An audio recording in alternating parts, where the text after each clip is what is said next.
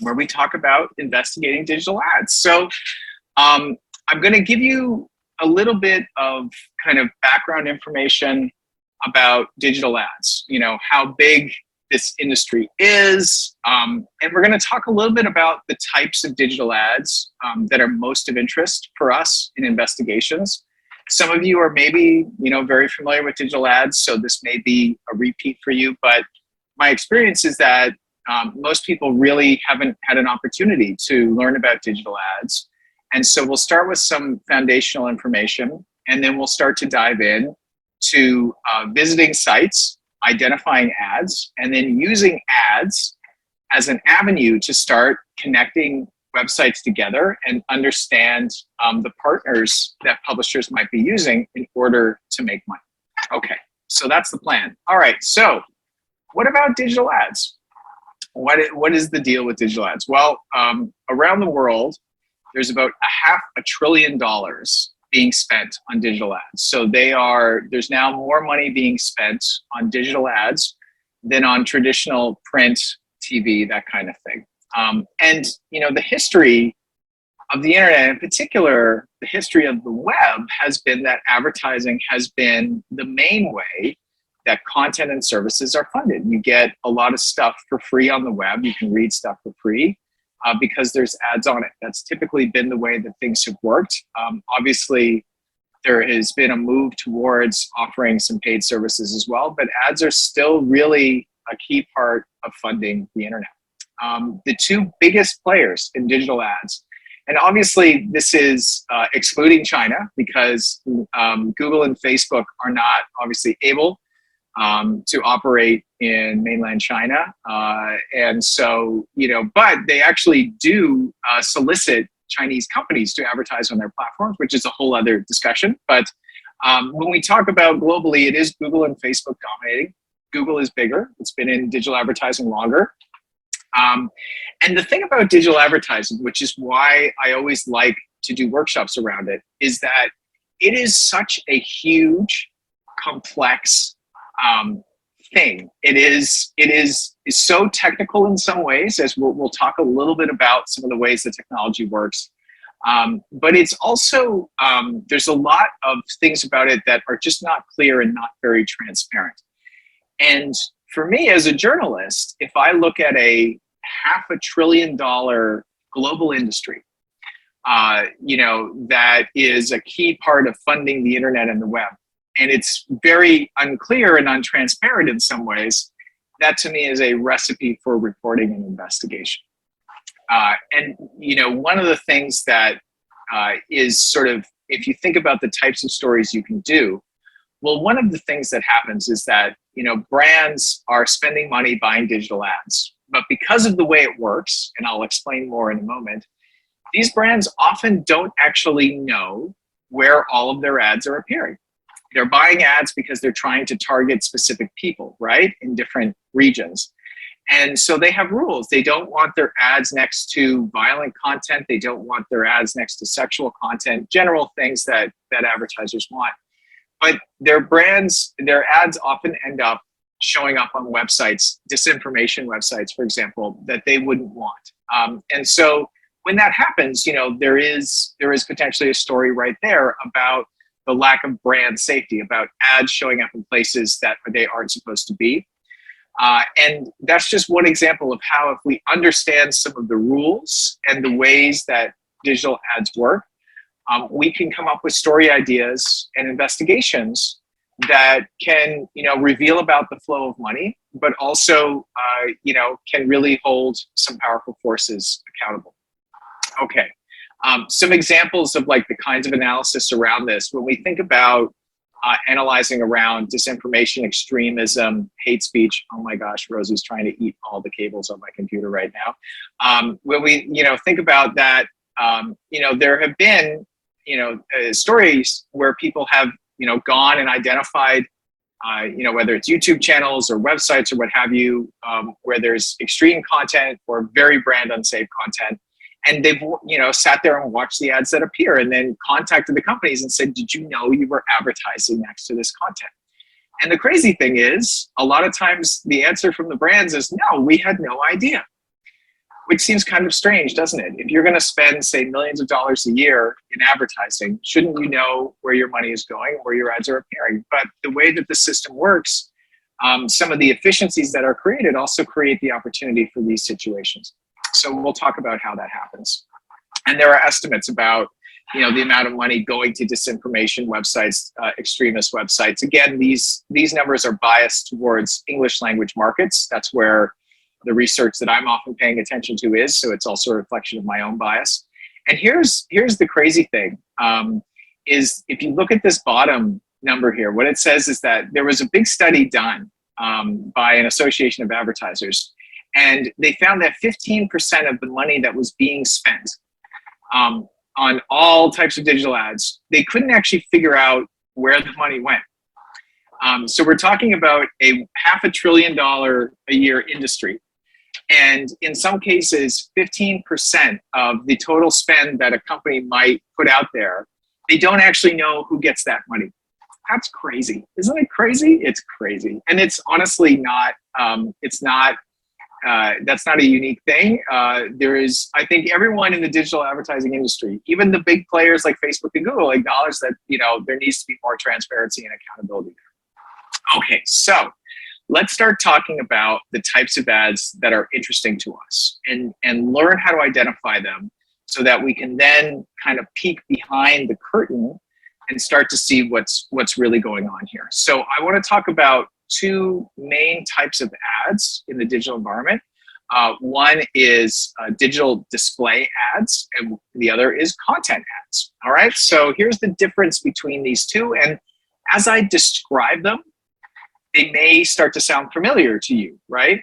Because you visit websites and apps and you've probably seen these. So display ads are like the classic banner ad. You go to a web page, it loads, it's, on the top of the article, maybe on the side. It could be a square, a rectangle. Google is the king of display advertising. They're also the king of search advertising, at least, in most markets. But display is a place where Google is working with millions of websites to place those AdSense display ads. If you are in the Google AdSense program, you are part of what's called the Google Display Network, Display Ad Network. That's what it refers to. And then we have the content or native ads. So Google doesn't really play in this area. Facebook, less so. This is companies you may be familiar with like Taboola and Outbrain. So you're reading an article, and at the bottom of the article, maybe there's a heading that says "from around the web" or related articles, and it looks like a bunch of pictures and headlines. But instead of those being actual content from the website, they're all ads. And here's one of the key differences between display ads and content or native ads. With display ads, the moment you load that web page and that display ad appears, money changes hands because it's all about it being displayed, viewed. Whereas with content ads, you can load a page and there can be a bunch of content ads all over it. But typically, no money changes hands unless you click on a content or native ad.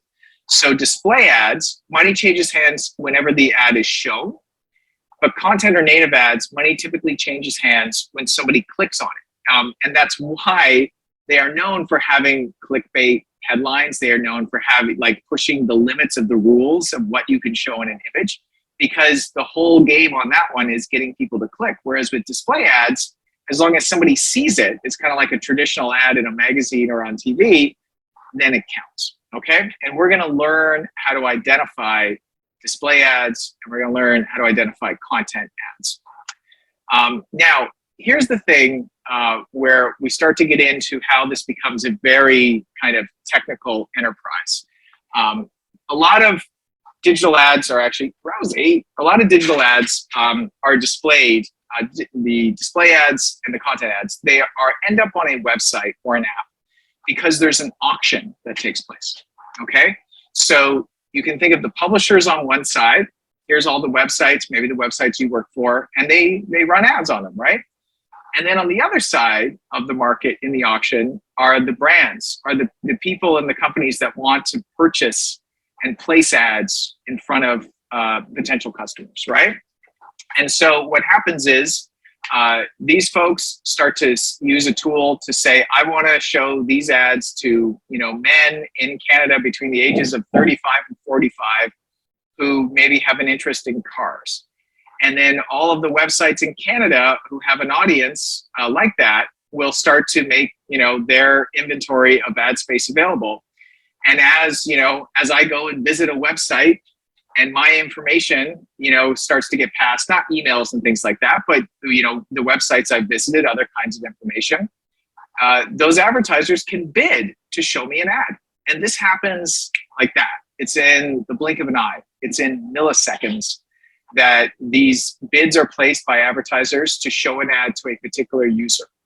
And so this whole process, which I have explained in a very oversimplified way, this process is called programmatic advertising. So it is, these rapid auctions taking place billions and billions and billions of times a day for every single one of these ads.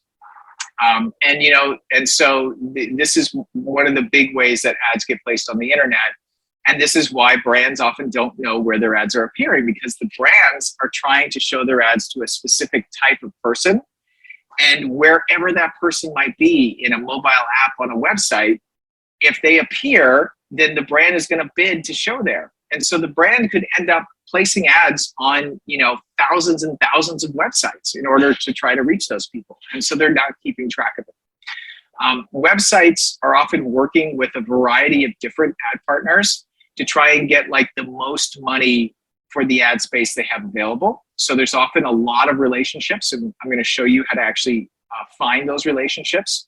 But one of the ways that the industry has tried to bring some transparency is with a standard called ads.txt. So if you are a publisher, you are supposed to have a place on your website where you list all of the advertising partners you work with.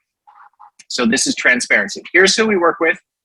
Here is our publisher ID with this ad network. So this is where we bring back the work we did with AdSense. So websites are supposed to list the Google publisher ID they have, the Taboola ID they have in this file. And ad networks like Google are supposed to list all of the publishers they work with. And that way you can know that this publisher says they work with Google, Google confirms they work with this publisher. Okay, there seems to be a real relationship there. And so it's beautiful because this transparency standard gives us a whole other way to navigate this very confusing world of advertising relationships. And I'm going to show you how to do that, okay? The last thing to note here is that the ads that you see, the programmatic ads that you see when you visit a website, when you open an app, they are targeted at you. They are targeted at things like your previous behavior, in that app, on that website, on other websites, as you go around the web, on, general data about, what they have been able to determine about your interests and habits based on your browsing. So again, in these auctions, they don't know that my name is Craig Silverman and I'm, 45 years old and I live in Toronto. They don't get that, but they might know that I am a man. I'm of a certain age range. I seem to be based in Toronto and, I'm really interested in this or in that, okay? And so all that means that the ads that you see are targeted at you when you go browsing the web. And so keep that in mind. If you want to see different types of ads, then you should maybe, turn on a VPN for a different location and visit different types of sites and start getting, different things shown at you. Personally, I do a lot of research around scam ads and ads for really low quality things. And so I'm constantly clicking on those ads whenever I see them so that I will be shown more of those ads a lot of these advertising systems thinks I'm somebody who is really into low quality scam ads and scam products, which is great. It's great for investigations. Okay, so we've gotten our context. We've gotten a little bit of information. Let's get in there and start looking at things, shall we? Okay, so here is a website in Malaysia, aaronsakura.com. And, we can go to this website, and just as we did in our website investigation, we want to start thinking strategically about digital advertising. So we go to the website, and one of the things that happened to me right away is I had ad blockers on when I visited the website at first, and this pop-up came and said, hey, we make money from advertising. Please turn off your ad blockers. So if there was ever a good indication that I was on a website that makes money from advertising, I'd say this is a pretty good one. So that was the first sign that I was onto something, that yes, there would be some ads to look at here. And then I went to an article, okay? So here I am on an article page, and this is probably familiar to you. Underneath the headline and a little bit of text, boom, we have a display ad, right? This is a traditional kind of banner ad. Because I was coming and I didn't have my VPN on, it's showing me an ad for something made in Canada. It seems to think I want to buy a ring, okay? And so this is, the first ad that I saw on the page. And again, it's being targeted at me based on, whatever criteria they saw that they thought I wanted to see it. So the question is, how do we find out how this ad got placed, right? You can sort of see it here, but it doesn't tell you anything about the ad network that was used or any details about why it was shown to you. And the beautiful thing is that there is actually an industry standard in digital advertising where there is a certain amount of information they will show you. And the key, so here is the ad, is in this upper right-hand corner. Okay, so if you've ever seen a display ad from Google, for example, or another big provider, you probably are familiar with these little icons. These are called the sort of ad choices icons. And if we put our mouse over the little eye with a circle, it tells us, hey, this is a Google ad, okay? So that is one way to start investigating ads, because they will often tell you in the upper right-hand corner for a programmatic ad. So these are the ones placed automatically based on that auction. They will disclose the ad network that has placed it. Okay, so that's the first really simple thing to understand. You see an ad. If it is a programmatic ad in the upper right-hand corner, you should be able to see what ad network it came from. And if you click on the link, it will, in this case with Google, it's giving me some information about why it showed me this ad. Now, mind you, it's not very specific, helpful information. So let me read it for you so the interpreter can translate. So why did I get this ad? It said, I saw this ad because of my similarity to groups of people that the advertiser is trying to reach. So I am similar to groups of people the advertiser is trying to reach. Pretty generic.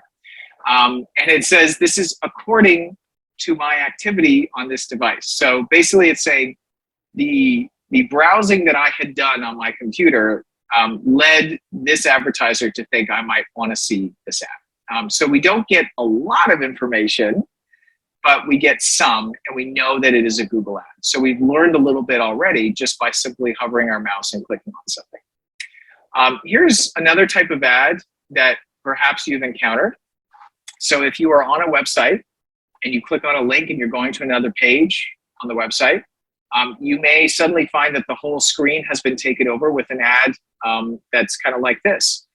So this is a type of Google ad called a vignette, which takes over the whole page. And if you click, it will go away after that. This again is a Google ad, and you can see that because if you put your mouse, in this case, in the bottom left, you would see that little eye, and that would tell you again it's a Google ad. So remember to look in the corners to see if it's telling you what the advertiser is. So here is another type of ad that is on this same article page. We scroll through the article, we see a bunch of Google display ads. We get to the bottom of the article, we see this ad, and look again in the upper right-hand corner, it's telling us Taboola feed. So it's telling us this is a Taboola ad. This, if you remember, we've already seen a display ad. This is a content ad. This is an ad that has an image and a headline and looks like an article, doesn't it? It looks like a related article that you would click through to read on the website, except it's actually an ad. And in this case, we see we've got, this photo of this type of food here. I think it's a pogo stick. And 14 of the worst junk foods. So they are trying to entice me to click on this, because if I click on it, money is going to change hands. And again, you often see images that are kind of gross or striking, headlines that are kind of catchy. This is the kind of stuff that tends to be in these content or native ads. And the thing that I want you to understand is that on a single web page, you can have multiple types of ads. You can have display ads. You can have content ads. You can have video ads. They will be optimizing that page to make as much money as possible from ads. And so that will often be a combination of things. And just so you know, I mean, there are rules, for example, from places like Google about how many ads can be on a page. And that kind of thing. And so if you start to learn the rules of Google and Taboola and Facebook, you start to spot people breaking the rules, and that, of course, can be a story in and of itself. One other type of ad that I found on this website that was really interesting and helpful.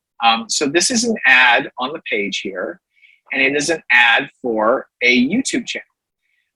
And the interesting thing about this ad is, if you look at it, you know, we don't have a little icon in the upper right hand corner or in the upper left hand or in the bottom left, right? It's just a banner ad. It's on the page. And the interesting thing about this is a direct ad. So I talked about how programmatic ads, there's an auction. Brands often don't even know what website they're buying on. In the old days, a brand would say, all right, I'm going to buy, you know, $50,000 worth of ads in this newspaper and $50,000 worth of ads on this TV station, and they would know exactly where their ads were appearing. Well, with programmatic advertising, it's all over the place, except in cases like this. This is where there is a direct deal between this publisher, AaronSakura.com, and this, you know, this YouTube channel here. And we know that because it doesn't have that disclosure of the ad network. And we know that because when we hover our mouse over this ad, it simply just shows us this website instead of a strange URL for Google or Taboola. And, you know, this wasn't the only direct ad on the site. There was also one on the site for this Malaysian dating site. And again, it doesn't have the icon. You'll click on it, it will take you direct to the site in your browser. You won't see any other URLs loading. And so this is a case where there is a direct financial relationship between the publisher and the advertiser. They have made a deal that is direct. There is no auction or programmatic thing going on there. And so it's important to understand this, because when you are analyzing ads and looking at them, you don't want to assume that every ad that looks like a display ad is programmatic. So you need to be careful about that. People are often selling direct ads locally in addition to having Google and Taboola and other people there. Okay, so that was our first little tour here. We know this site is using Google and Taboola to earn money from ads. And we know that it's, you know, it's also got some direct ads on there. Now, here's our first tool that we can use to learn a bit more. If you remember, I said that websites and publishers tend to work with a lot of different ad partners. Sometimes it's like an astonishing amount of ad partners. Well, this is a great free tool from a news organization called The Markup. And what you can do is you can enter in a website, and it will give you a report of all of the different types of advertising technology and advertising trackers that are on a website. And it will also highlight a certain type of advertising tracker that might be really concerning in terms of privacy or security. So this is what it looks like. So I ran a report recently on Blacklight for AaronSakura.com. So let's look on the left-hand side to start. The Blacklight inspection report tells us that there are 51 ad trackers on this website. Okay, it says that's more than the typical average of 7 that it sees on most popular sites. So this is a website that has a lot of ad tech on it, a lot of ad partners. It also, if you look down a little bit lower, it says when you visit this site, it tells Facebook. So that means they have a little bit of code on their website from Facebook called the Facebook Pixel, which is very common. It's on millions and millions of websites. You know, if you want to read an article and like it instantly, there needs to be some code from Facebook on the page to enable that function. And in exchange for you being able to like content and share content really easy back on Facebook, which may be of interest to readers and certainly of interest to publishers, in exchange for that, Facebook gets to see what all of these visitors are doing on this website and take that data back to Facebook and use it to help target ads at people on Facebook. And so this is a case where they've got a lot of ad tech, and they also are allowing Facebook to grab data about people who visit it, particularly people who are logged into Facebook. So like if I'm logged into Facebook and I go to aaronsakura.com, Facebook knows that I visited aaronsakura.com. And you take that information and enable an advertiser on Facebook to reach me. For example, if aaronsakura.com wanted to try and get more likes for its Facebook page, it could actually run a campaign where it targets people who have visited its website in the last 10 days. And I would be among that group of people. And then on the right-hand side, Blacklight is going to tell you the different companies that the website interacts with. So it could be sharing data about people with these websites. It could be, pulling data from these partners to do other things. And so you start to get a sense now of just how many companies one website, in this case, one website in Malaysia, could be working with and sharing data with in order to maximize the amount of revenue it earns. And if you look at this, Taboola is on the list. And if you look at the top of it, Alphabet, which is Google's parent company, is on the list. And so, we saw the ads from those companies on the page. And Blacklight also tells us that, hey, look, it's not just those two companies. They're sharing data and exchanging information with a whole bunch out there. Okay, so if you want to get like an X-ray of the partners that a website has, Blacklight is great for that. And this is a good way to just educate yourself of the different types of ad partners that might be out there. Okay, so we've started. We know how to identify ads and distinguish between programmatic ads, display ads, content ads, and directly placed ads. We know a little bit that publishers are supposed to disclose the ad partners that they work with in something called an ads.txt file. And we also know from our previous work investigating websites that there is this unique thing called a Google Publisher ID for AdSense. And so all of this knowledge that we now have is going to start to come together for us to find out interesting things about websites and the advertising relationships they have. So let's talk a little bit more about ads.txt. So in the ads.txt file, I'm going to show you an example of what it looks like in a second. The publisher is supposed to list the ad companies, right? We've established that. I just realized I have the wrong address in here. So let's change this. aaronsakura.com. Oops, Sakura, there we go. So in this case, the location of its ad.txt file would be aaronsakura.com/ads.txt. If any website that you are looking at, if in particular, if they are working with ad networks, Western ad networks like Google and Taboola, they should almost certainly have an ads.txt because Google and others are pretty much requiring it for their publisher partners, okay? So that's sort of the good news, is that it's getting forced as a standard on publishers. And so you may find an ads.txt when you go look at a website. When we are looking at an ad.txt file, we are most interested in records that are labeled direct. That means the publisher is saying, hey, I work directly with Google. There's no third party. There's nobody in between us. I signed up to get a Google Publisher ID. Google gives me money. We have a direct financial relationship, okay? And that's supposed to be labeled in the file. There can also be relationships labeled reseller, which is where the publisher is saying, hey, I work with Taboola, but you know what? Taboola works with all these other partners. And so these other partners are actually kind of resellers to me. So it's kind of a weird thing in the sense that you can have a direct relationship with Google, you can have a direct relationship with Taboola, but by having a direct relationship with them, you open up the door to all of their relationships with these other resellers. And we'll get a sense of what that is a little bit more. So we care, number one, about direct labeled records, and then number two, we'll look at reseller. Okay, So here's what an ads.txt file looks like. Here is aaronsekura.com/ads.txt. Not a very interesting looking document, is it? It's pretty data heavy and ugly. But we can look at it, and already we know that there can be things labeled direct, and there can be things labeled reseller, and we care most about the direct records. And at the very top, we see that they have google.com, pub-117, and on we go, labeled direct. So this is, if we do our trick where we look at the source code of an article on aaronsekura.com, we should find pub-117416 and on there. They're saying, hey, this is our Google Publisher ID. This is for our publisher, our organization working directly with Google. And that's really helpful because that means that this Google Publisher ID should be connected to the person or entity that owns aaronsekura.com. And if we can figure out who that is, then that's an even stronger connection because we know the site itself is saying this is us in Google and this is a direct relationship.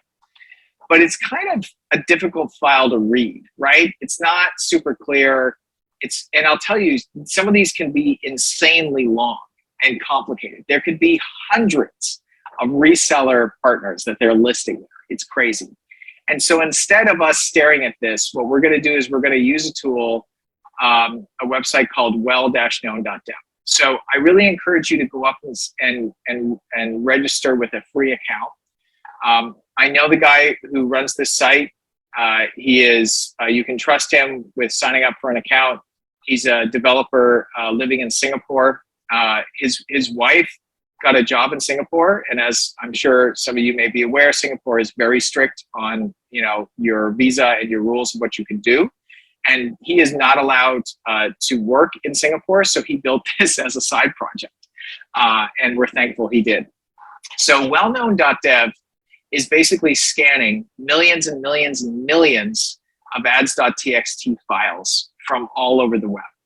And it is taking this data and putting it in a format that is understandable, and it is enabling us to identify connections between advertising IDs. We already know how to go and find a connection between a Google Publisher ID, right? Well, this is a whole next level on doing that. So in this case, Aaron Sekura's ads.txt has been scanned by this site. We can go to it and we can look at the records. Now, when you are logged in at well-known.dev, you get shown additional data. One of the things that you are shown is a graph like this, which is somewhat terrifying, isn't it? Like, what are we looking at? And so this is called a supply chain graph. And what it's supposed to do is tell you where, in this case, Aaron Sekura is disclosing a relationship, and the advertising partner that it says it works with is also disclosing a relationship, okay?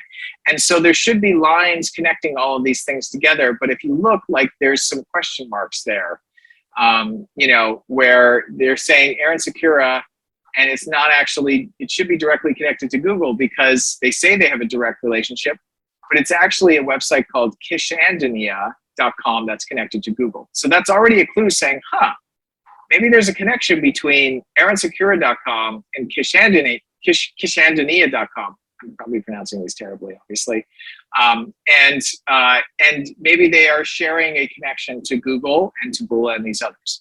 So if you're logged in, you see this. Sometimes it's straightforward and you can sort of see like, there's no connections where there should be. Other times it is a giant mess and you should just scroll past it to this next part that I'm going to show you now. So here is well-known organizing for us all of the direct declared records in the ads.txt in one nice place. And we can see here that there is a Google Direct record with that seller ID, that publisher ID that we recognize, 1174 and on. But there's also a second one. And the thing that you need to know about it is that the number in brackets after it, which again, you only see if you're signed in, tells you how many other websites have that same publisher ID. So just like Built With and Spy on Web would tell you other websites with the same one, right here, you're seeing other ones who have declared this same ID in their ads.txt.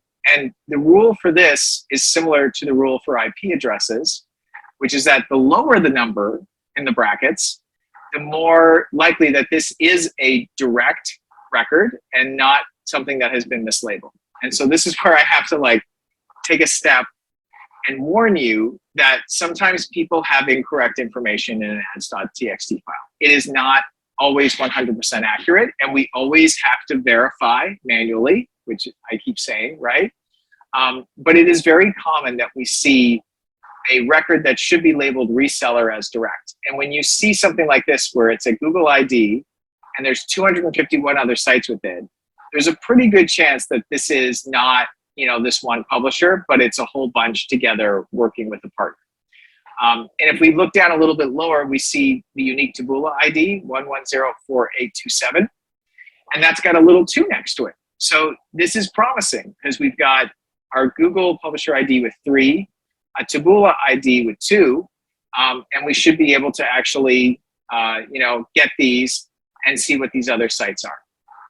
Okay, so let's take our, let's look, scroll a little bit further on wellknown.dev. And I told you, sometimes we get names and companies, and we got lucky in this case as well. They don't always disclose this, but what we can see here is that Wellknown has extracted the information from the ad system, and it tells us that this Google Publisher ID is connected to kishandania.com, as is Taboola.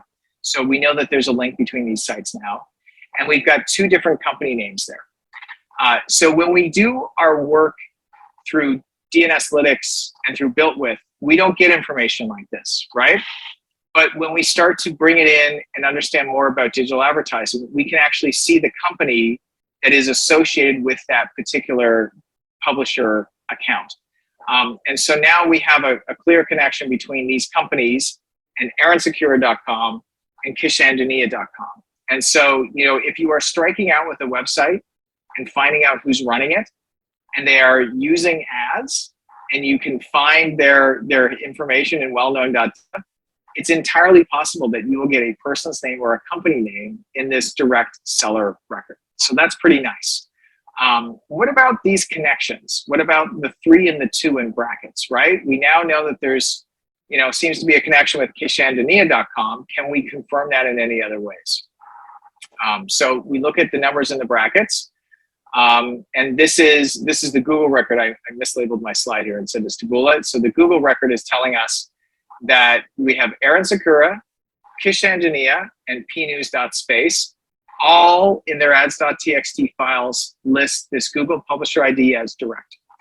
So similar to what we learned with BuiltWith and others, these 3 are claiming that they have the same Google Publisher ID. We would want to go and confirm that by viewing the source. But now we have just connected this one website to 2 others based on their Google Publisher ID. And what about if we go to Taboola? And actually, let me go to this live and pull up Wellknown and Taboola. Here we go. 1 second, I can move this. Okay, there we go. So we'll go in, AaronSecura.com. We do our search on Wellknown. We got the Aaron Secura ads.txt. You're going to see the stuff that we have already gone through here. You know, we see the supply chain. We see our records, and that's right, because Google has an updated one with 4 now. And we see Taboola there. And by the way, this is where those names were, just right under this other section here where it will disclose that. So we wanted to look at Taboola and those 2. And lo and behold, it's Aaron Secura and Kishandania. So we've got really strong connections between Aaron Secura and Kishandania. Both the Taboola ID and Google Publisher ID are on these websites. And then there's the other one, pnews.space, which seems to have the Google ID but doesn't have the Taboola ID. And we also know that these IDs are linked to these 2 companies there.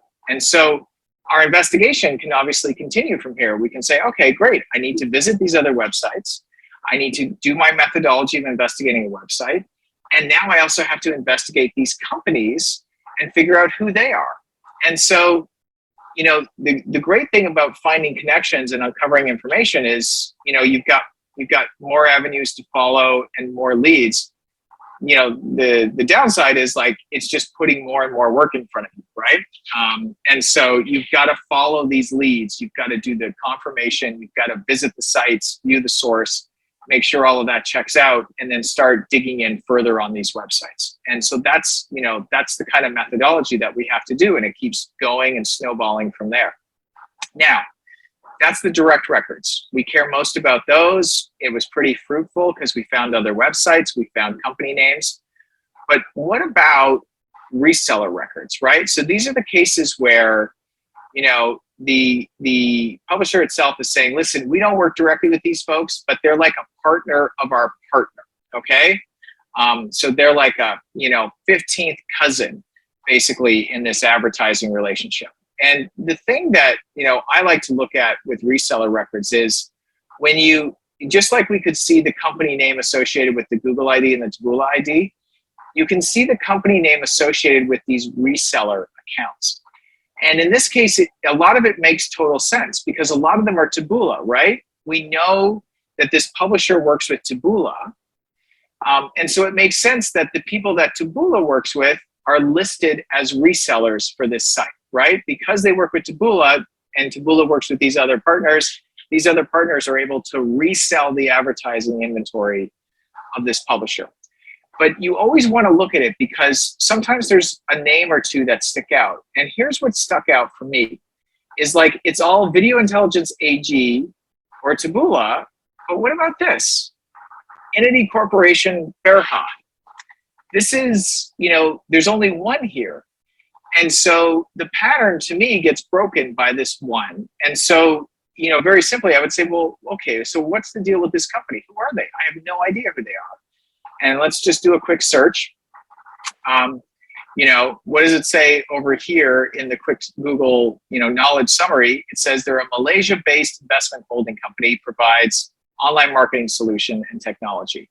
So Aaron Sakura is a Malaysian site. Entity Corp is a Malaysian advertising technology firm, which works with publishers and advertisers. So what this tells me, and we could obviously contact them and ask, it tells me that Aaron Sakura and Entity probably have a relationship, and Entity is probably helping Aaron Sakura earn money from ads. It is not an advertising network, but it is like a consulting firm who is maybe helping this company, this publisher, earn as much money as possible. And so it's an example where we don't want to ignore the reseller records, but we want to look for anything that sticks out. Whereas, clearly they have a relationship with Video Intelligence AG. Clearly they have a relationship with Taboola. But who are these guys and why are they listed here? And that's the kind of thing, if you are really trying to understand everything about how a publisher is making money, that is absolutely the kind of thing that you would want to look into and find out. So that is, our little tour through wellknown.dev. Let me just catch up here on the slide. And that gives you a sense of how the knowledge we built when we were, looking through Google publisher IDs on websites. Now that we understand more about digital advertising, all of a sudden we can find more connections and sometimes people names and company names and really start to understand more about how a website earns money, right? So the ads.txt file tells us who a site says they're working with to earn ad revenue. If we go into well-known dev where they're scanning these, we can start to actually understand that file better. We can find other sites or apps run by the same company, sharing the same IDs, maybe find the names of interesting partners like Entity in that case. And this is where ads become a window into understanding, yes, how they're making money, but it also helps us build our ability to find connections to other publishers and also to companies and people. So that is the first part here, where we've taken about close to about half our time or so. We've gone through digital advertising on the programmatic side, the display side, the content side, and used well-known dev. I want to pause and take some questions because then the part after this, we're going to talk a little bit about the Facebook ad library. So we've talked about Google and some of the other, big advertising networks, we're going to shift and we're going to talk about social media ads, particularly the Facebook ad library. And so I want to pause and see if anybody has questions. I'm sure this is like a lot of information that you're digesting and you're thinking, okay, I'm trying to understand programmatic advertising, these auctions. I'm trying to understand the relationships. And that's totally fair. Because honestly, it is a big and complicated industry, but you've been given some information now to help you start, know where to start. You know where to look for ads.txt files. You know how to go to well-known and analyze those a bit better. And you're looking for connections and information about people and companies. All right, so throw your questions in the chat box. I'm happy to take them. I will take a sip of water while we wait to see if anybody has questions. And I will just remind everyone again, you have access to these slides. You can come back to this stuff and remind yourself of the steps that I just went through, because everything I showed you is here in the slides as well.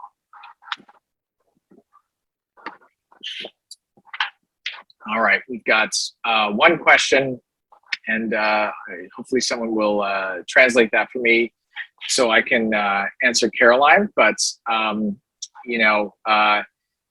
want to note that with advertising, it's like everything else that we're going to go through today and tomorrow. You're going to feel overloaded with information. You're going to feel overloaded with tools. And the best thing that you can do to sort of get past that feeling of being overloaded is to go back and review the material and to practice, to find ways to apply it into the work that you're doing so that it becomes a regular habit. It becomes something that you are used to doing. And then it doesn't seem so complicated. The steps become normal for you and they become the kind of thing that is just part of you doing your job every day.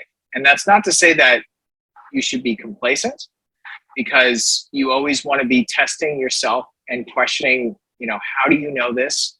What does this information really tell you? What does it not tell you? All of those kinds of questioning and ways of looking at it and thinking about it are really helpful.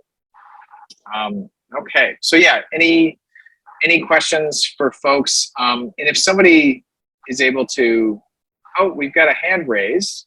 Norman, did you want to unmute and ask your question? Sure, thank you, Craig. Just wanted to pick your views. I'm Norman from Google. Wanted to pick your views where do you sense an increasing trend in a browser privacy environments? Does it put any form of like broader challenges towards, like, for example, ads tracking that you talked about? I know you have shared a huge arsenal of different tracking methods and investigative methods out there, but I think we do sense that there's an increased gravitation towards browser privacy.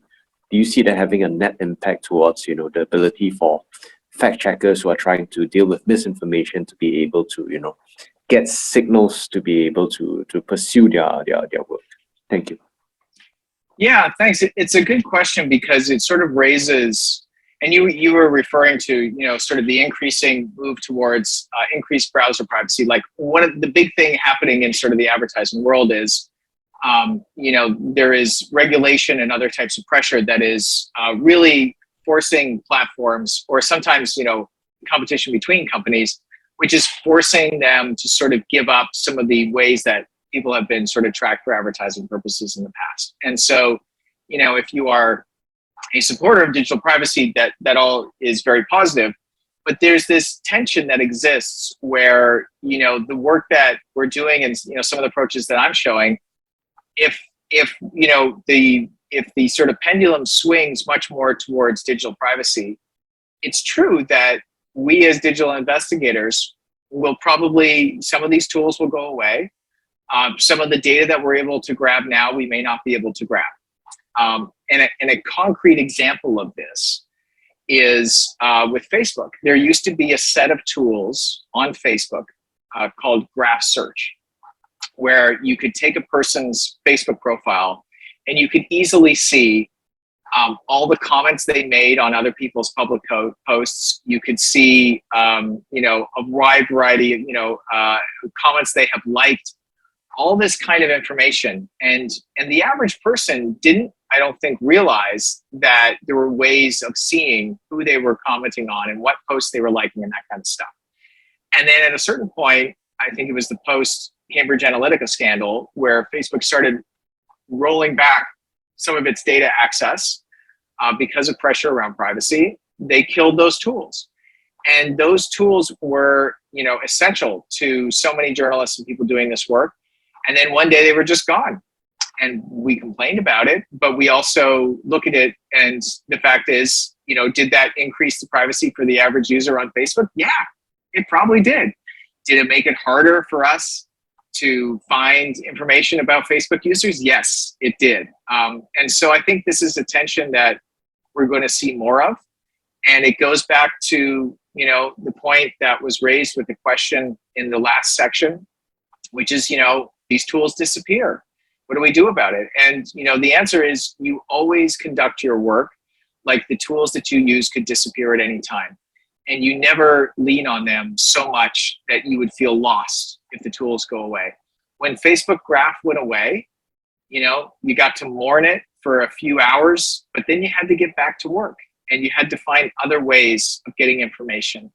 And some information you just couldn't get anymore, and you had to accept that and to work around these barriers. So yes, I think the move towards more privacy in the advertising and browser environment is going to potentially make some things more difficult. It may be better for users around the world. And as journalists and as investigators, we just have to adapt.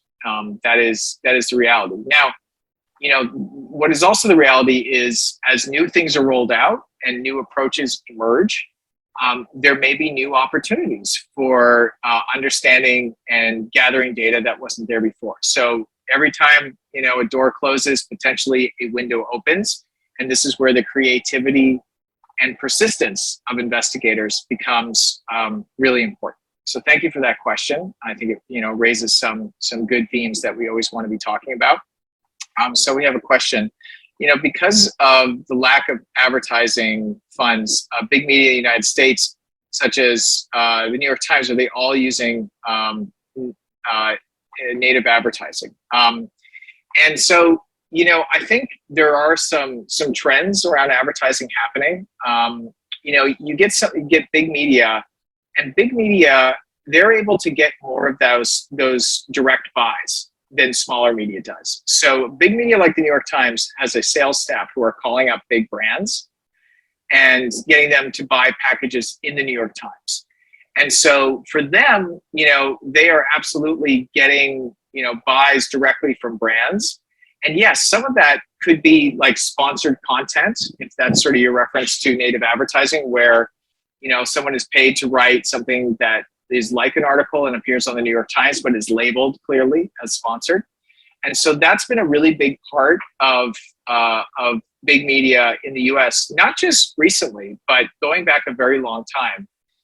You have seen these kinds of advertorials or sponsored content there. So that predates our sort of different digital advertising environment.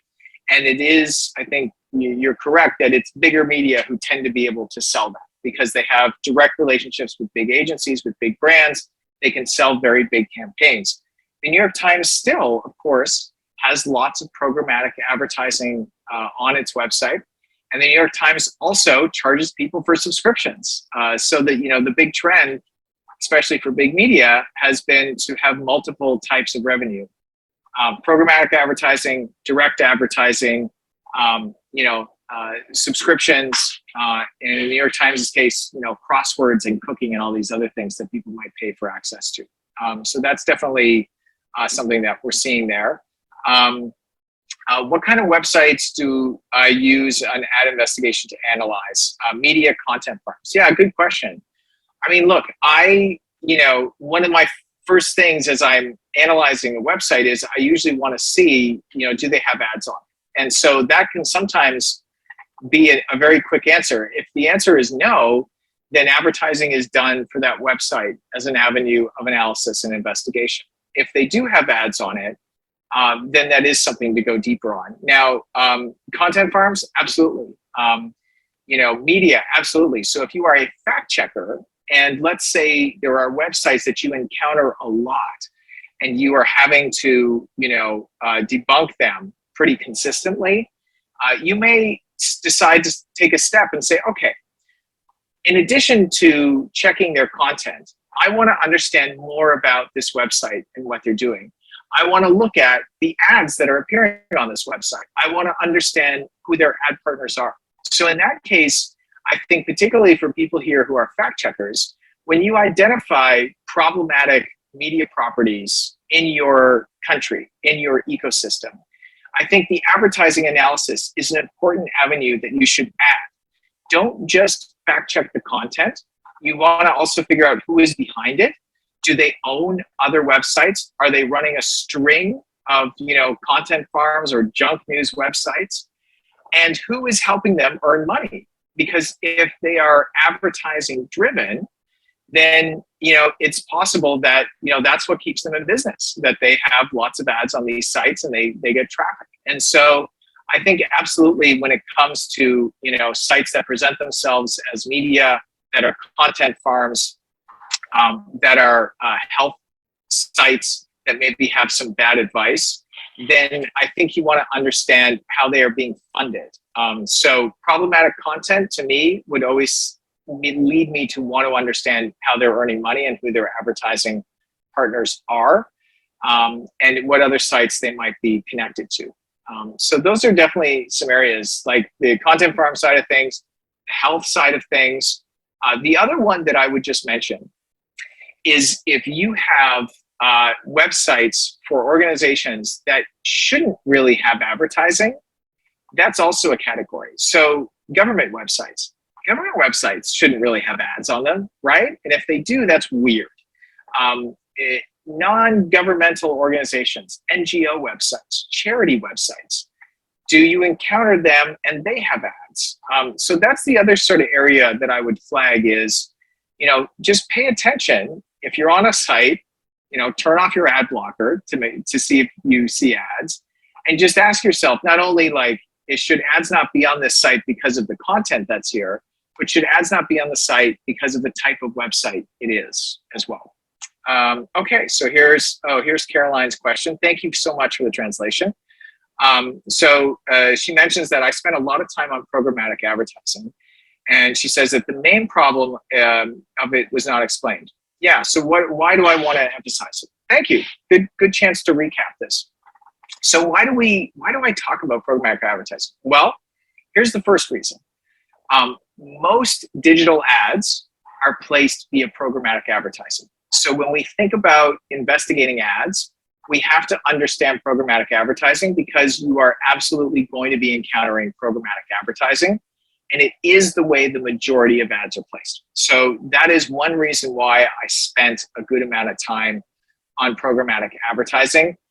You're going to see it a lot. It is a main engine of the revenue, and so we have to be aware of it. And then the second part of why programmatic advertising is important is that it is where the sort of lack of transparency and the weird relationships exist. And it's also where the disconnect between the brands who want to have their ads shown in certain types of places and want to reach certain types of people, the disconnect of their ads showing up on a disinformation site or an extremist site, it happens because of programmatic advertising. It happens because they are not buying a specific publication like the New York Times and shaking the New York Times hand.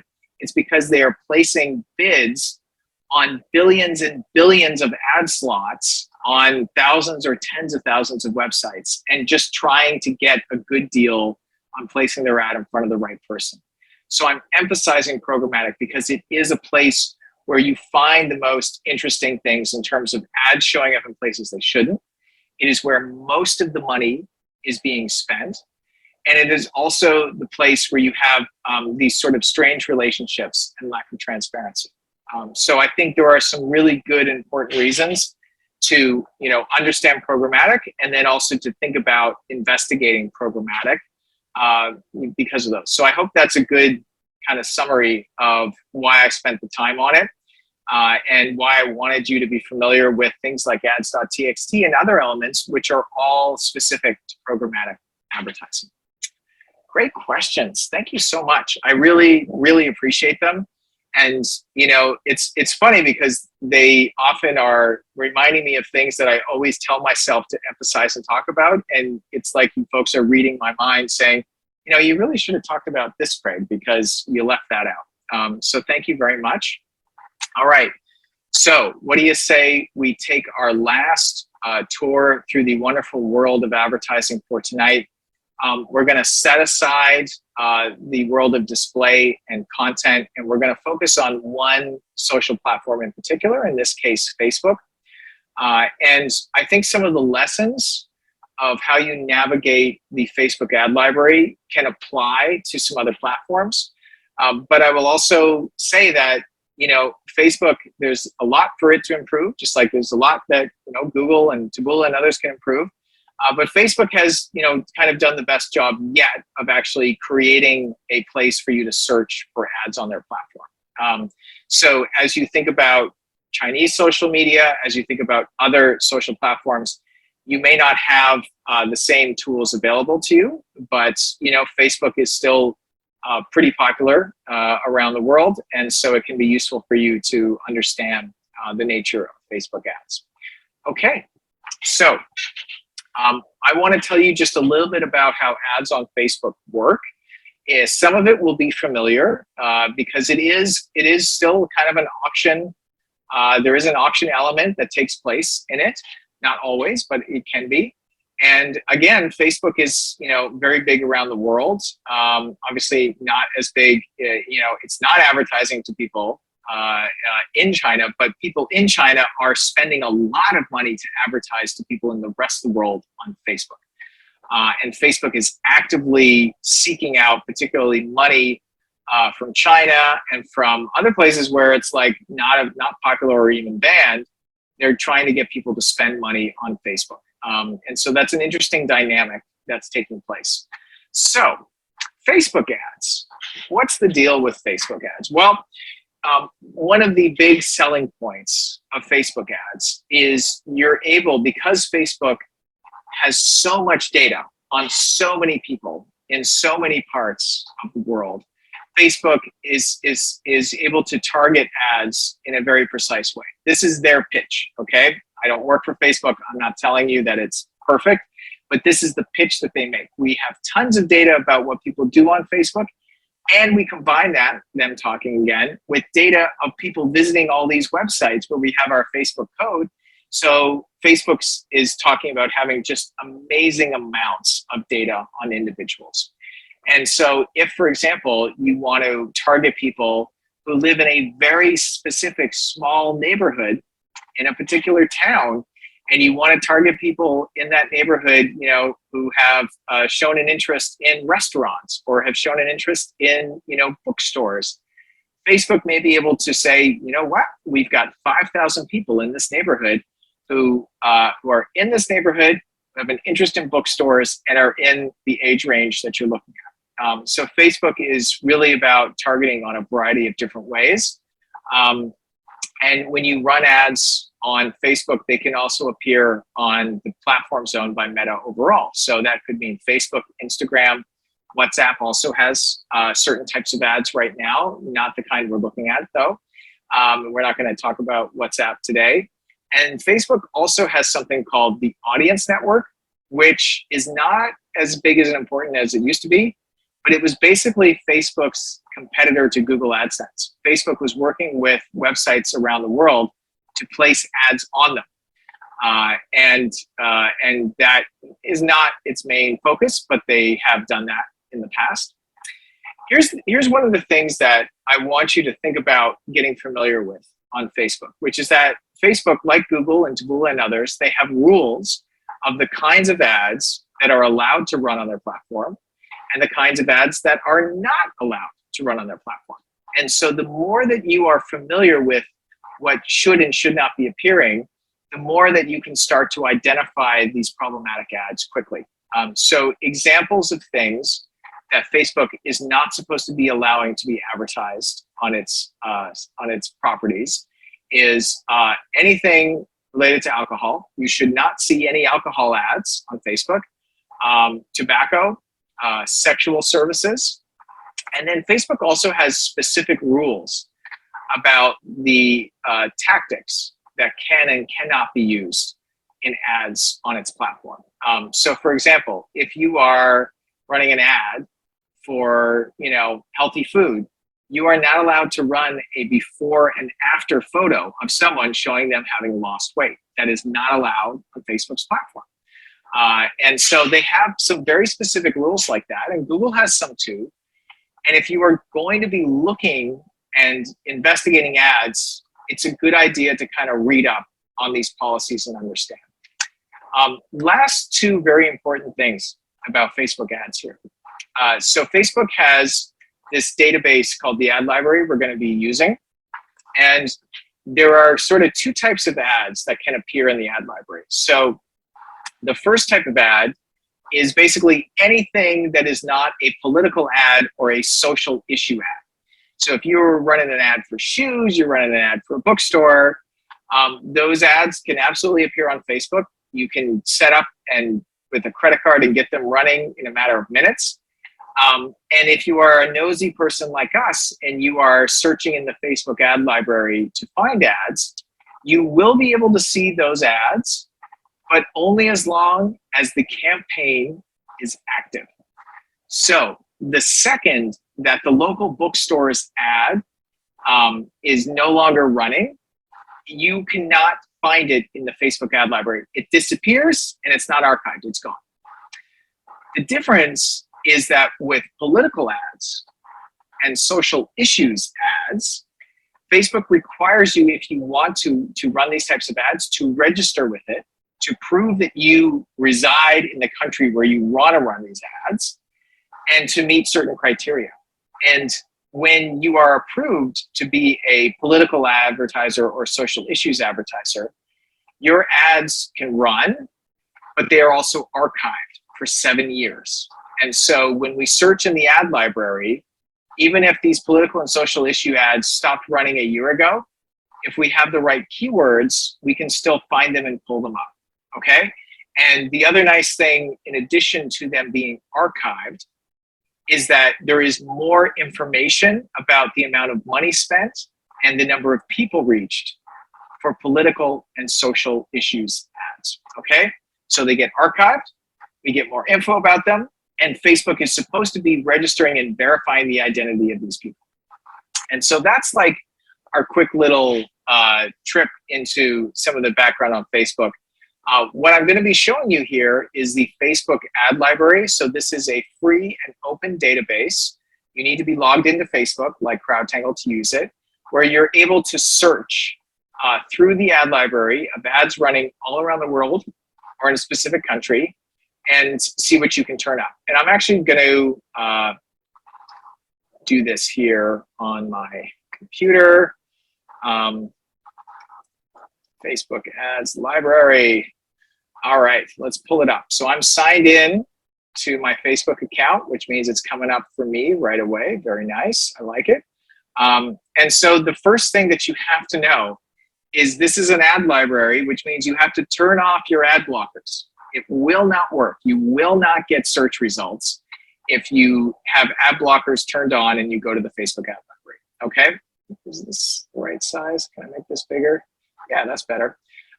So we're at the facebook.com/ad/library. Why don't I drop that in the chat? Because this is a really easy one. If you want to sort of test and just run some sample searches while I'm talking, why not? Why not do it, huh? Okay, so we're in the ad library. We have our ad blocker turned off, and we can see a very straightforward report here. I'm in Canada, so it's saying you want to search for ads in Canada, or do you want to do all, right? And you can see there's a big list of countries here.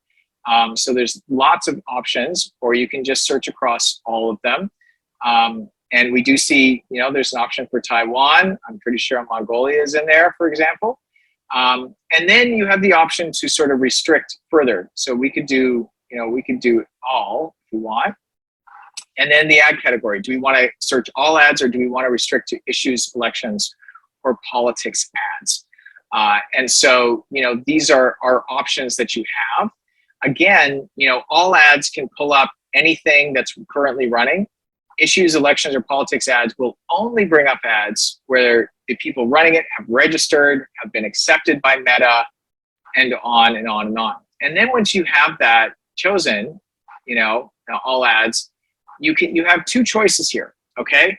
So one is you can search and get the ads from a specific Facebook page or a specific Instagram account. So like in this case, I had been interested in this Facebook page called Teddy Feed. And so if I search for Teddy Feed and this pops up and I choose it, it's going to show me all of the ads just from this page, right? Because when you run a Facebook ad, you have to run it through a page.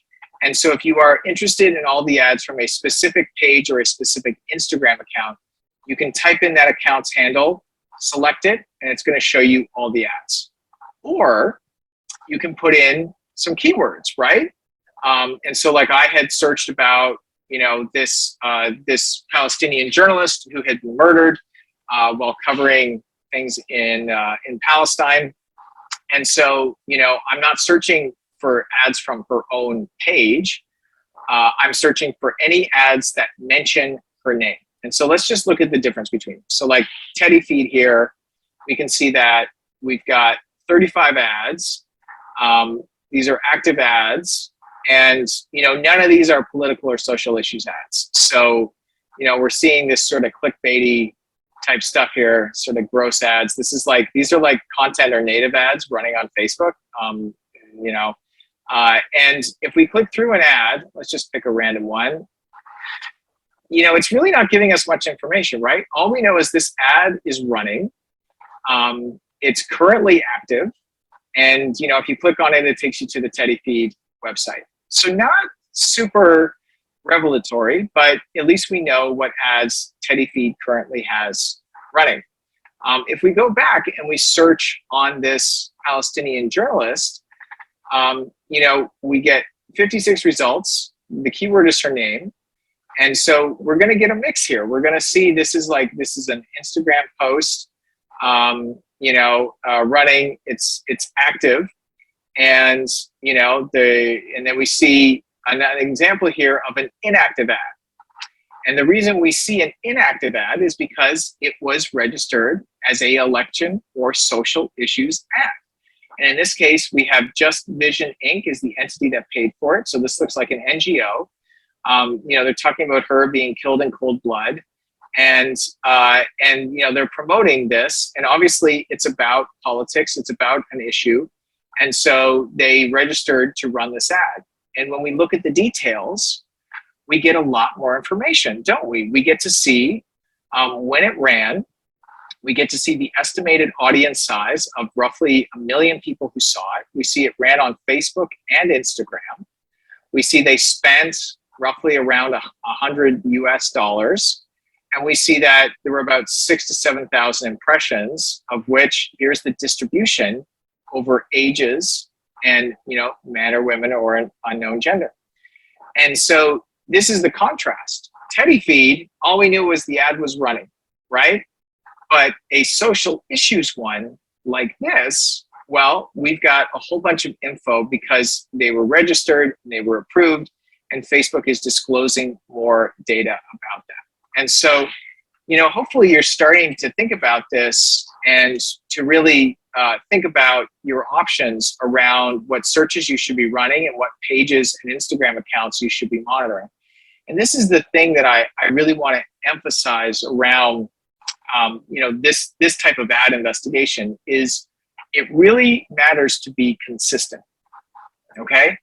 You are not going to turn up those, egregious rule-breaking ads if you only check every once in a while. And if you don't really have a thought about the keywords you want to use or a list of the pages and Instagram accounts that you want to be looking at, you have to be strategic about it. And so what you should do is you should, create a spreadsheet or, a list, and you should say, here are the keywords that I'm interested in searching and finding ads about. And here are the pages and accounts that I want to see the ads they're running. And you should create a habit so that, you know, every day, every couple of days, you open up the Facebook ad library and you look and you say, okay, let's run my searches. Are there any new ads about these keywords? Are there any new ads from these pages or from these accounts?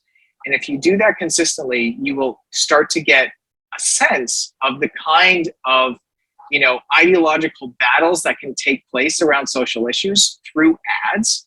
Who is on this side? Who is on that side? What are they trying to do? And you can also catch people who have kind of broken the rules, whether it's intentionally or unintentionally. So let me give you just a little example of that. So I did a search a while back, thinking of a, you know, controversial search term on Xinjiang. And, you know, obviously you had the option to do the keyword search. You had the option to search a specific page. And what was interesting to me was when I ran this search, and this was a little while ago. Gosh, I just realized how long ago. Wow. You know, what I saw back in like the summer of 2021, when, you know, the issue around Uyghurs was, I think, very much in public attention. You know, we see the battle going on here. So we see an official, probably government Facebook page, Discover Xinjiang, where they're promoting what a beautiful place it is to visit, right? And then if we sort of keep on looking, we see, you know, Chinese state media, we see China Southern Airlines, so very positive portrayals of the life for Uyghurs there, portrayals of the beautiful landscape. And so these were some of the ads that were running that were sort of creating a particular impression about this. But as you keep looking at the ads, well, all of a sudden, we've got some ads from Amnesty International, where they're talking about people being arbitrarily detained there, where they're trying to get people to sign a petition. And so these ads from very different sides of this issue, very different points of view, they're all running at the same time. They're all targeting people, maybe the same people, right? And this is where ads become, you know, an ability for campaigners, for governments, for activists, for businesses to exercise their speech and their argument and to basically fight it out as ideas, right? So if you are monitoring certain topics for misinformation, if you are monitoring elections and you are not monitoring ads, then you are missing out, because there is absolutely a lot of debate and battle going on there. And just, you know, to finish with this example, what I found on the left-hand side is there was an American politician who had registered as a election advertiser, and who had run an ad that mentioned, you know, the Uyghur population, and that was properly archived and properly disclosed. But on the right-hand side, there was this Facebook page that had run what was clearly a social issues ad about Uyghurs in China, and it was not properly labeled. So this person created a Facebook page, and within a day or two of creating this Facebook page, was running ads about Uyghurs and had not been required to register. So this was a case where a clear social issues ad was not detected by Facebook systems, and he was able to run the ad and it wouldn't have been archived. And I just happened to catch it because I did the search on that day. And, you know, so in this case, if we look, you know, the Facebook page that ran the ad had 0 likes when the ad was running. So you set up a Facebook page, you've got no likes, boom, just start running ads right away. This isn't supposed to be allowed to happen.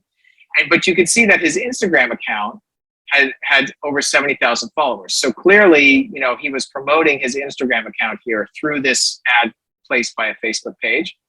And this was the guy. He is, you know, his family is from Xinjiang. He's Uyghur, and he's somebody who is advocating for, you know, for his point of view on this issue, and, you know, describes himself as a human rights and racial justice activist.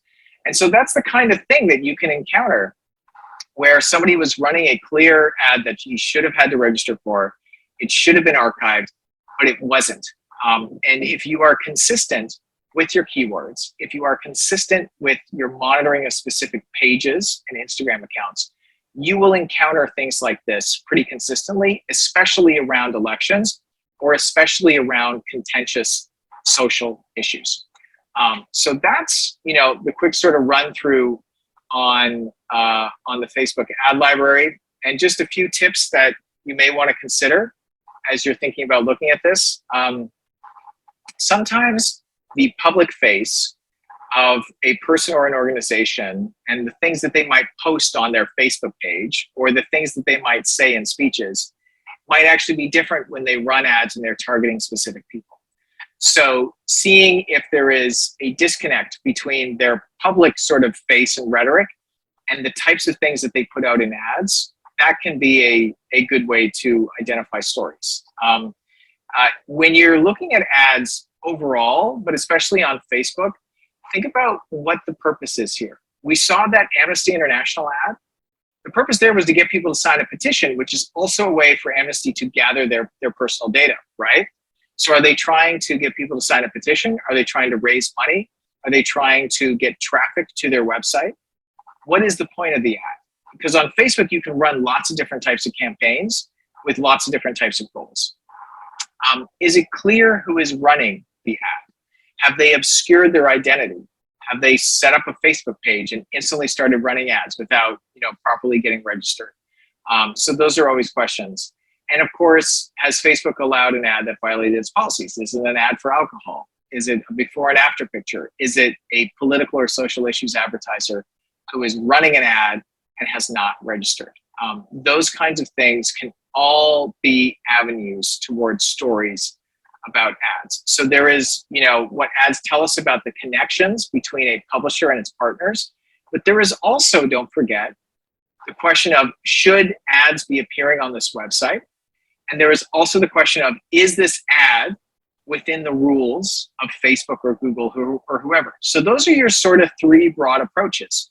Can we use ads to identify more about connections and the flow of money? Are ads appearing in places where they shouldn't? And are there brands who would be upset if they knew that their ads were appearing on this particular website? And are there ads that have been placed that break the rules of the platforms they are placed on?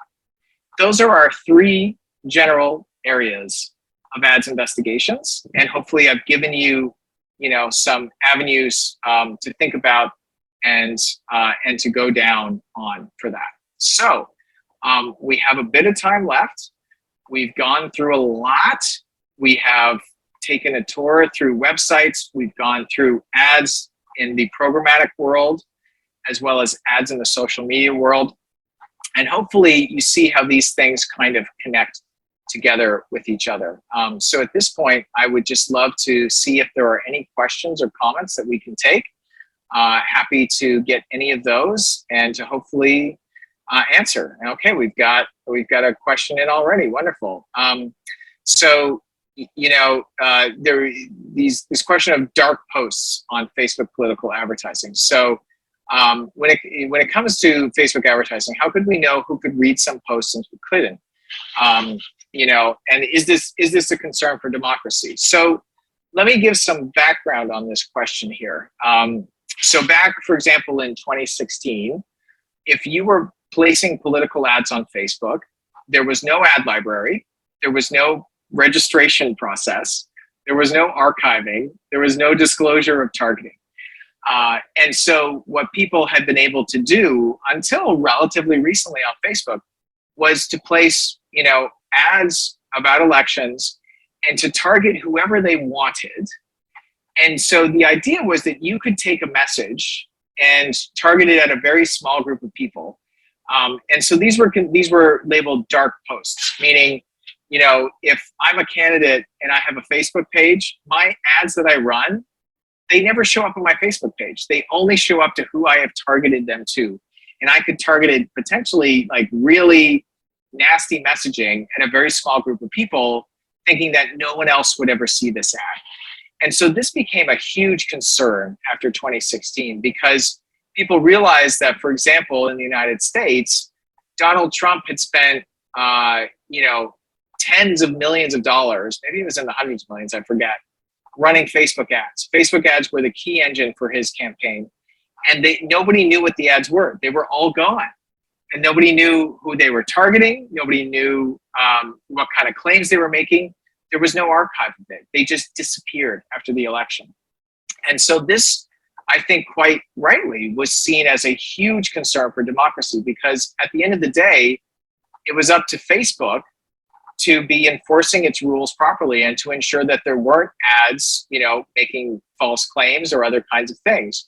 And so, the concern about the lack of accountability and transparency was big, because if you think about it, and again, it's the US example. I'm not American, but, like so many of us, I'm forced to have to pay attention to America. Traditionally, like, you would buy ads, they'd be on the radio, they'd be on the TV, people would hear them, people would see them. And if there was something really egregious in it, people would say something, the media might write about it. But on Facebook, you could target 10,000 people with an ad and only they would see it, and maybe nobody else would ever hear about it. And so there were, I think, legitimate concerns about the risks to democracy where there isn't this kind of disclosure and transparency. And the response from Facebook and from Google has an ad library now as well for countries around election ads, was to say, okay, that's a fair concern. We're going to start putting some rules in place. So for me, it's like, it is just insane to think how long things went without these kinds of controls in place. And I think that has been really concerning. And so, but even today, with the increased disclosure, we still, all we know is the general types of targeting. We know, gender breakdown. We know sometimes, like, the province or region where an ad ran, but we don't know how specific they got with that ad. And the other thing we don't know is, in the case of Facebook, you can upload an email list and match that to people who are on Facebook and then target those people with ads. And we don't know who is uploading, millions and millions of emails and targeting people based on that. So I think we still have legitimate concerns about transparency. There's a researcher in the United States named Laura Edelson who is doing a lot of work researching. I'm going to put her name in the chat because she's done good work, where she is pointing out that as much as Facebook, for example, I sent it as a direct message. I'm going to fix that. As much as Facebook has come far, and Google is doing some too, they still have a long way to go. There's still a lack of transparency, and we still don't have the ability to take large amounts of data and analyze it from these ads. And Caroline added that dark post still exists even after the ad transparency of Facebook. Yes, that's right, in the sense that we still don't have the exact information of the targeting. We don't know that they targeted, this type of person who's interested in this or that. We only know very general top line stuff. And so I think, what's good is that the posts don't disappear if they've been registered. So the dark post idea of it just disappearing forever, that is kind of gone. But you are correct that we still don't have all of the targeting information. And I think that's still a concern, and it's something that researchers and journalists are pushing Facebook really hard on, because, not to go down a whole other road here, but, Facebook has targeting categories that it's not supposed to. Like in the past, you could run a job ad and exclude Black people from seeing the job ad. And that was against Facebook policies, but it was something that their systems was allowing. These systems are so big that they don't know, it's impossible for them to know everything that's going on. And so there are lots of problems, and it's often up to journalists and other people to point them out. And so as much as we've got more transparency, there are absolutely still problems. Okay, another question here. So for political ads, can we trace and collect each post by keyword search and count them manually? So if you saw, let me actually go back to the ad library here, just as an example. So in terms of counting the posts, when you do a search, Facebook will give you some data at the top here about the number of results. So if you do a keyword search, or you do a search on a specific page or account, it will tell you the rough number of results, okay? If you want to get more specific than that, then yes, there is perhaps some manual happening. But the reason that they give you kind of an estimate, let me see if there's an example here. The reason they give you an estimate is that people are able to run variations of one ad. And you know what? Let me go back to the slides because I had an example of this. So yes, if you want to get the exact number, you'll have to do some manual counting, but you do get a general number there, which is often enough. You can say, more than 50 ads were run for this particular thing. And this is the example that I wanted to show. So what I've highlighted here in this Amnesty International ad is that it's saying 7 ads use this creative and text. So what it's telling you is that there are variations of this same ad. And usually what this means is that they've got this image, they've got this text, and they have run 7 different types of this ad targeting different people for different reasons. So it could be they targeted 7 different states. It could be they targeted 7 different age groups or other kinds of locations. We don't know, highlighting the point of there's transparency, but not total transparency. But that's where the number counting, you have to count these variations because each of those 7 is its own individual ad. Okay, and a question here. So how do we tell what purpose the ad is for? So, the best way to tell is to click on it, is the short answer. And this is true on Facebook, and it's true on Google or anywhere else. If you see an ad and you're interested in it for whatever reason, you should click on it, unless you think there's, it's like a scam ad with a security risk for malware, but that's usually pretty rare. You should click on it and see what happens next. In the case of this Amnesty International ad, you can see right in the image itself, it says sign the petition. So the call to action is very clear. So if you were to click on this ad, you would be taken to a page to sign a petition. And in other cases, you may click on an ad and it takes you to a page to purchase something. Or you may click on an ad and it takes you to a website to read an article. So you have to sort of click and follow through and see. And it's really helpful because honestly, sometimes you see an ad and you have an expectation that, oh, this ad wants me to click here because then it will do, this. Sometimes you click and you'll be surprised. You'll be taken to a website that is not the one that was advertised. You'll be taken to a page with content that is very different in tone than the ad. And so that's actually one of the better ways to start identifying really misleading ads is to, stay with them, click through, and see where they take you. And do think about basic security precautions. Have a VPN on to obscure your IP address, things like that. But yeah, with ads, it's like you should act like somebody who's clicking on it. Click on it, see where it takes you, see what the message is. Look in the URL and see if there's specific campaign information or things like that show you. So hopefully that's helpful. Any other questions that anyone has here? Again, I'm really grateful for questions because they obviously raise things that I didn't cover or didn't explain well, and sometimes things that I forgot. So I'll just keep an eye to see if there's any final questions. But just as a preview for tomorrow, before we wrap up, the first thing that we're going to talk about is this concept of the sort of investigative mindset. And I've spoken about a few times here. It's not, tools are nice, but they're not the only thing. And so we're going to talk a little bit about that and how we think about doing our work so we do better work. And then obviously we've got some great stuff around images and video and social media accounts. And the social media account stuff, I'm going to give you some examples from like Twitter and Facebook and Telegram. But I also, as we go through it, I really want you to think about how these approaches and these principles and the mindset, you've got a session coming up on Chinese social media. Tomorrow, as we go through some of the, platforms that are not sort of Chinese focused, I think maybe you'll see some strategies that you can also apply to Chinese social media. So that's sort of the plan for tomorrow, as well as, a case study. I'm looking forward to joining all of you again.